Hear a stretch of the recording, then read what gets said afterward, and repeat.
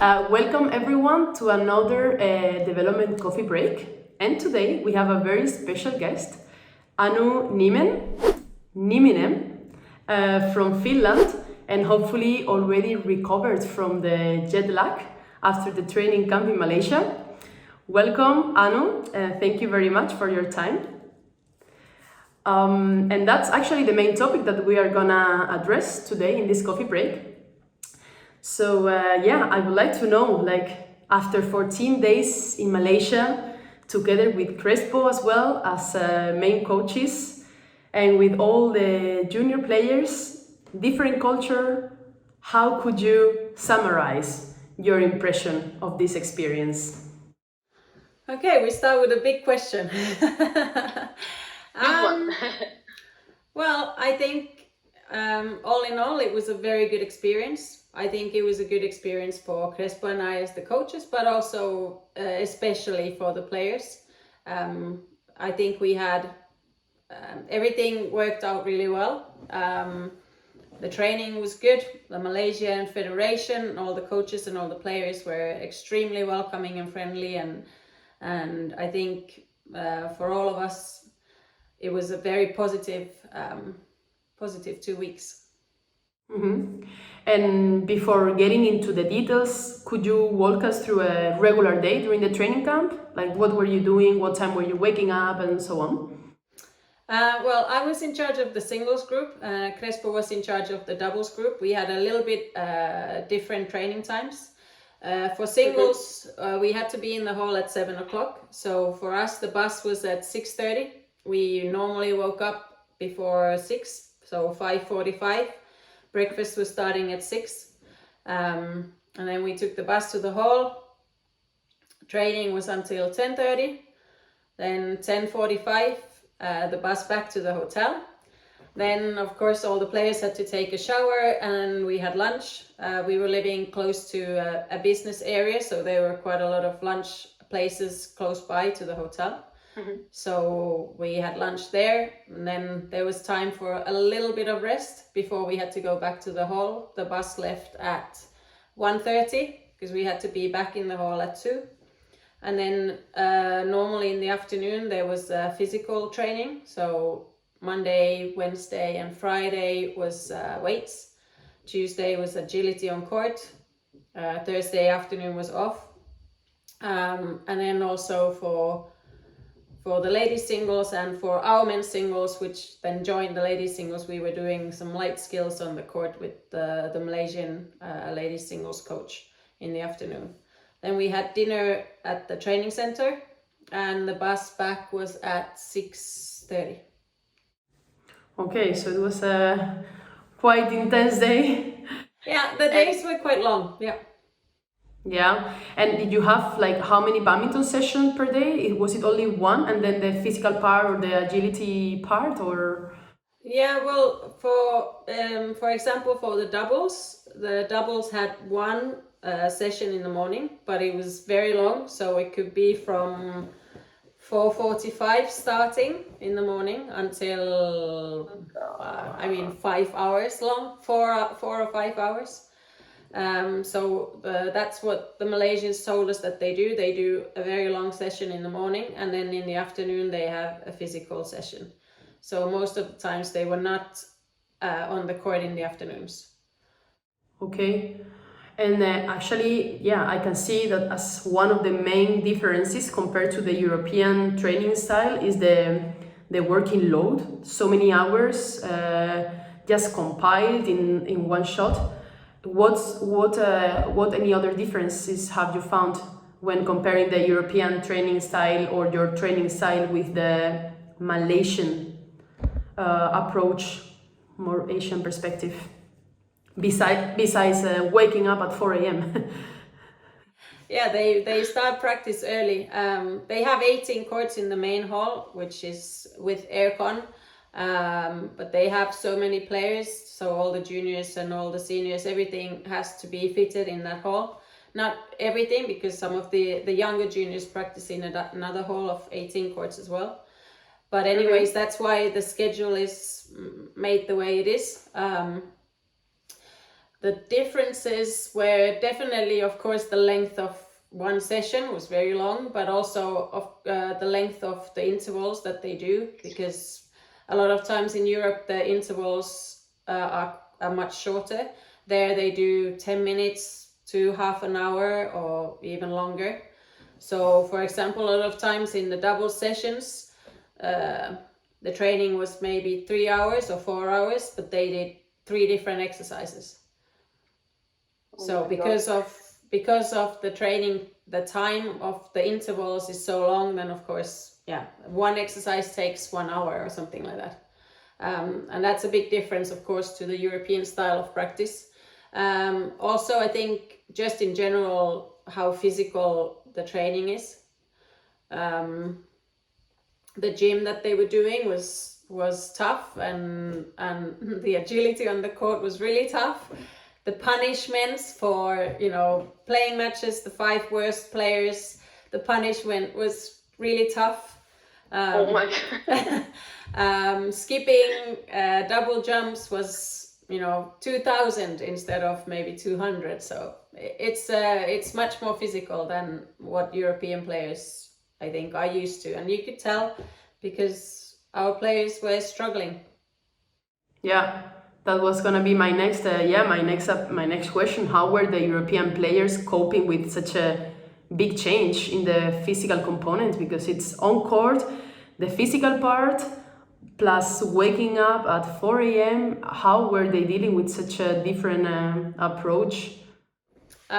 They did really well, really, really well. I could see sometimes, of course, you can tell that they are struggling, and then getting tired and still having to push yourself. You're in a different environment. Everything is new.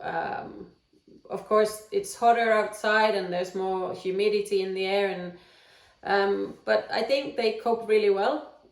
And I think for a lot of them, and this is from the singles group's perspective, but I think also the doubles group really did cope really well with everything. But I think for the players that I was there with, for a lot of them, I think what they get from this is being able to see that they can actually cope with a lot more than what they maybe thought in the first place.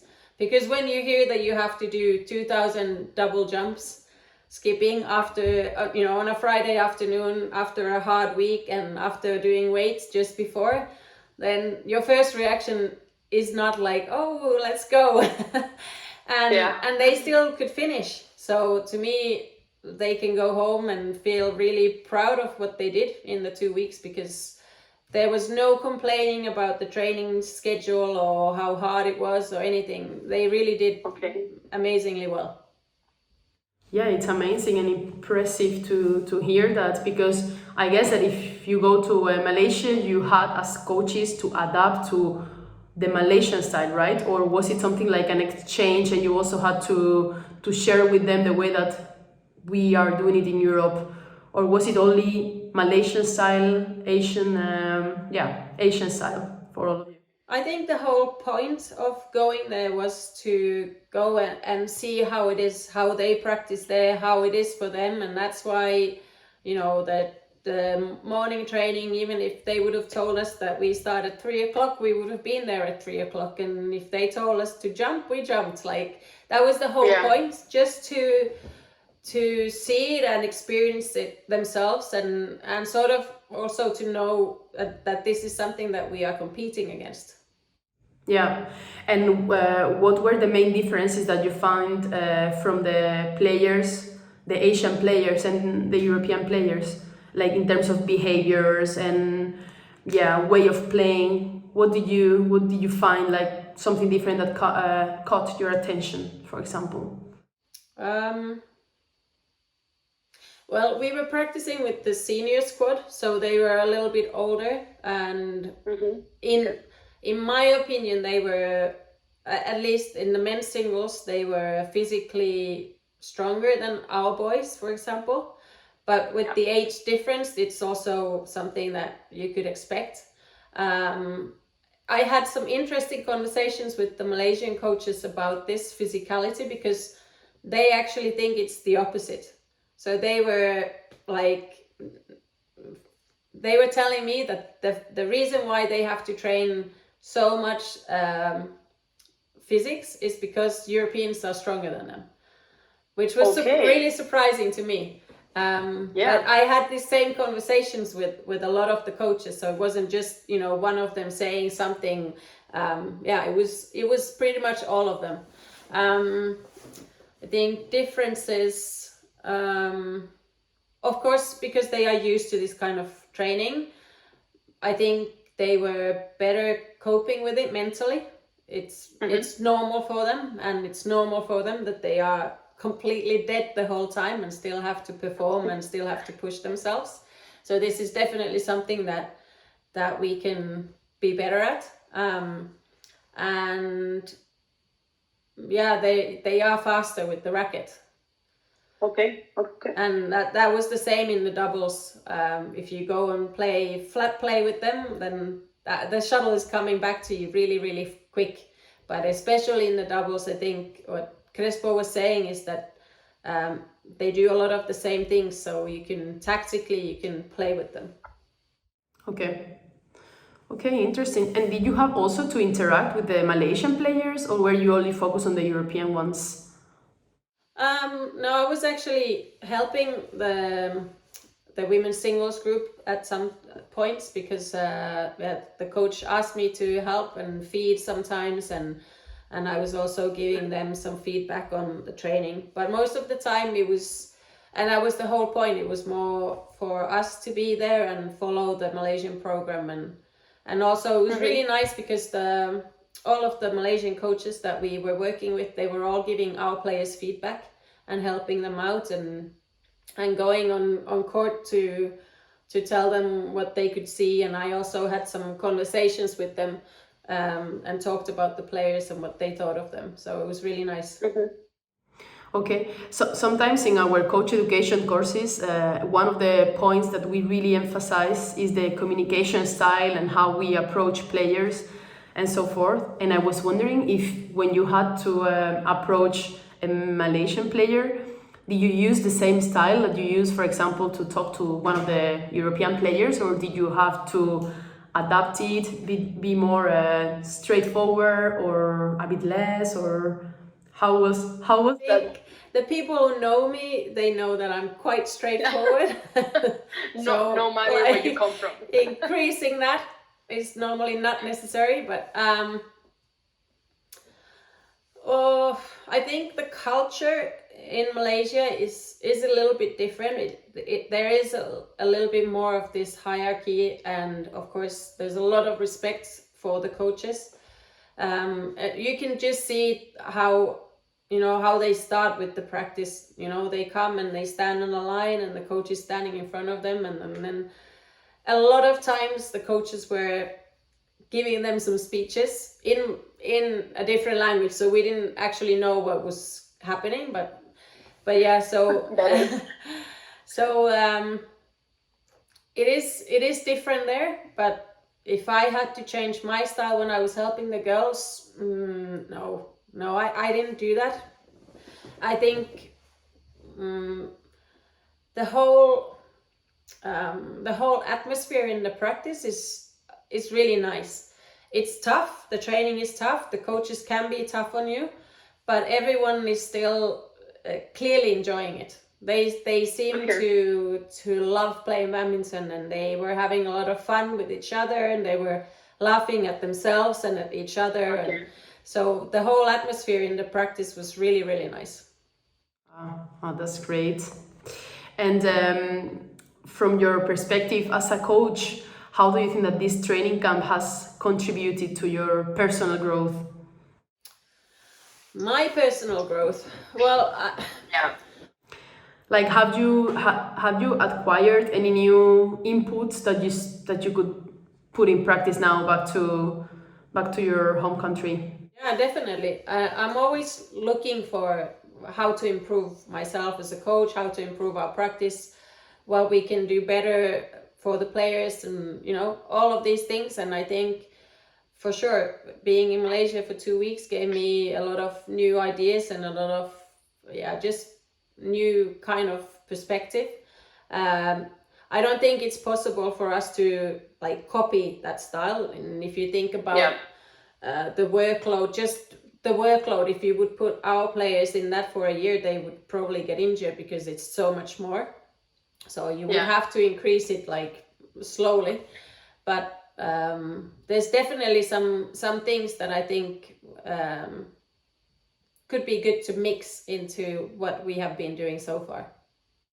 And could you mention some of those takeaways, something that it could be maybe, very clear in your mind, like, okay, this we could definitely change it and give it another. One of the players, we had a talk with the players at the end of the camp, the last evening, just to find out what they sort of thought of the camp and what they are bringing home. And one of the players said it quite well. She said, "We need to do more." We need to do more. Okay.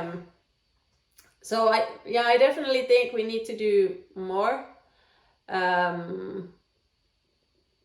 I think more repetition, because there's a big difference in how many mistakes, for example, our players were doing and how many mistakes their players were doing. We were doing a lot more mistakes. Being able to perform while you're still tired. You can't do the mistakes when you're tired, because that's, third set, I don't know, fifth match in a tournament, you're in the final and you still need to be able to perform. I think one of the things that I will want to do with my players is maybe do some of the longer sessions, because it's really interesting and you still need to have the focus for a long period of time. Of course, the breaks that the Malaysians were taking in these long sessions were longer, so then they would have 10-minute break and sit and drink and, but still, I think, some of these things, for example, would be good to try at least. Mm-hmm. And just out of curiosity also, could the Malaysian cope with the same intensity throughout the whole intervals, or was it something that you can see that they are just trying to survive on court for 20 minutes, or can they actually keep it up? Well, in some of the trainings, for sure, you can see that they are also struggling, and then a lot of times they are really tired, and you can tell that they are tired.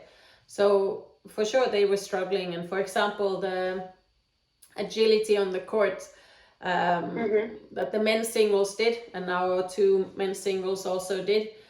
I could see the Malaysians were really struggling. They were struggling in the end and they were struggling in the middle, and but then the next day when they come on court, they were ready again.